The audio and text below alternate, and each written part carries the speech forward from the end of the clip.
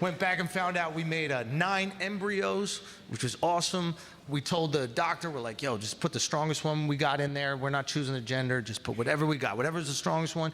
I'm in the room, he takes the embryo, he puts it in my wife. The second he puts it in, I'm like, ugh. And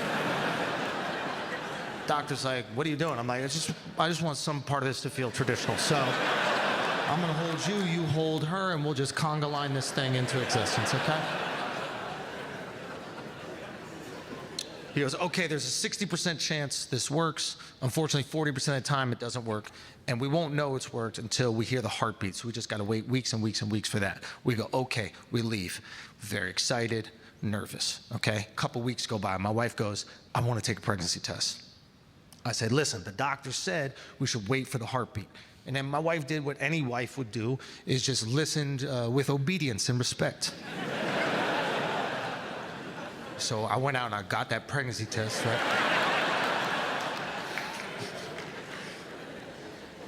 Now, throughout this process, my wife has probably taken 30 pregnancy tests. None of them have gone the way that we wanted. She cries every single time. I feel horrible because I'm putting her through this.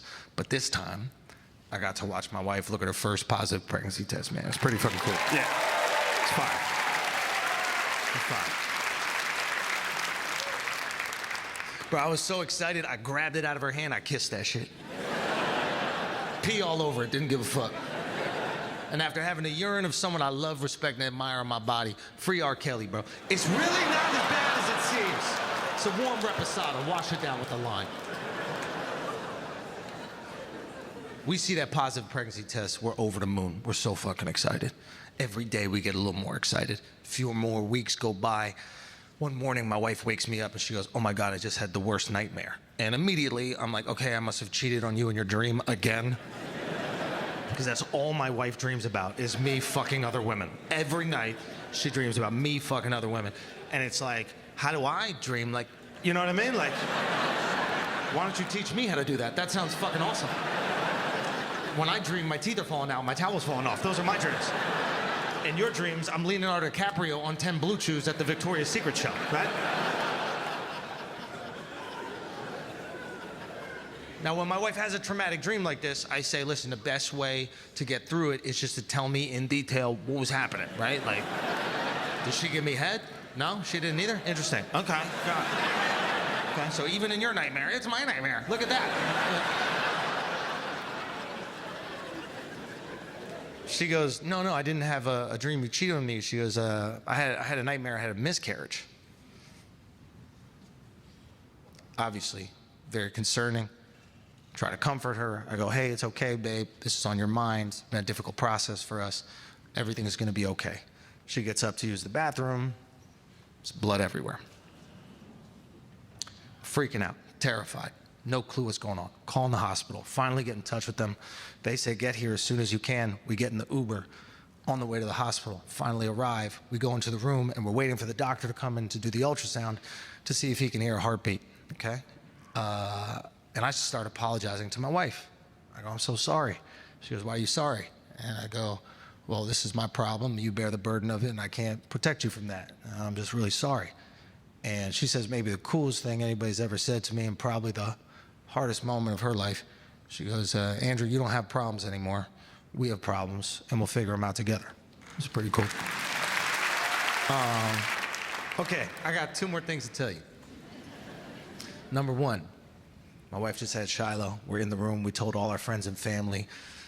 So excited. And I keep thinking about one person I really want to tell. And it's the meatball. And I know it sounds crazy, but this guy made me laugh hard twice at some of the darkest moments of my life. And laughter has given me everything. And I was like, I just need him to know that it worked out. So I start asking around the hospital. I'm like, hey, is there, there's this nurse who is helping us. Any way you could ask this nurse to come by the room? We get a knock on the door, and it's the Latina nurse.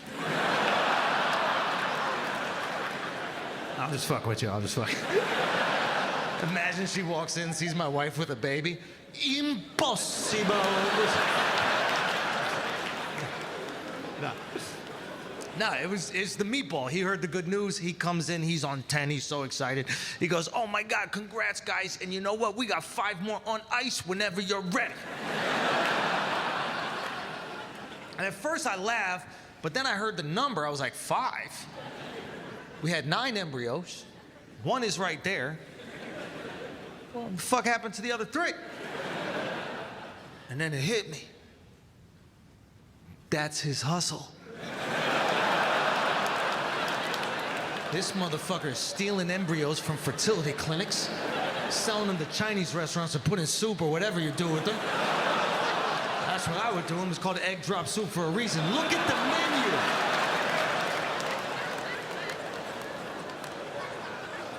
I go up to him, I'm like, yo, what happens to the other 3? He goes, oh, unfortunately, we did some more testing on those, and 3 of them were not viable.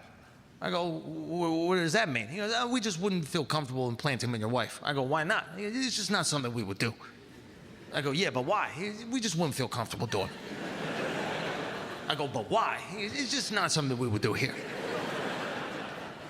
Why don't you tell me what the fuck is up with those 3 eggs? And the meatball has like a bro moment with me. He like turns around, closes the door, walks back, leans in, and goes, they're retarded.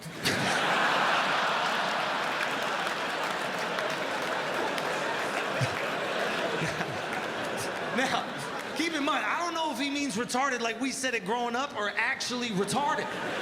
So I gotta ask him, like, what do you mean retarded? He goes, retarded. Bro. Medical professional, full nurse's outfit, chicken wing with the gang sign, bro. Ice cream! I'm feeling defensive. I'm like, well, what if we want to make one of them? He goes, we can't do it. I go, but what if I have a farm and we need something strong? Yeah. To roll the hay. They can roll the hay or wake up the roosters. Cock-a-doodle-doo, roosters! Ice cream! He goes, we can't do it. I go, well, what do you do with them? He goes, we flush them. That means wherever the sewage in this city drains out, there is a colony of teenage mutant ninja retards. What I'm trying to say is that's Staten Island. That's the scientific... Thank you so much, New York. God bless y'all, man.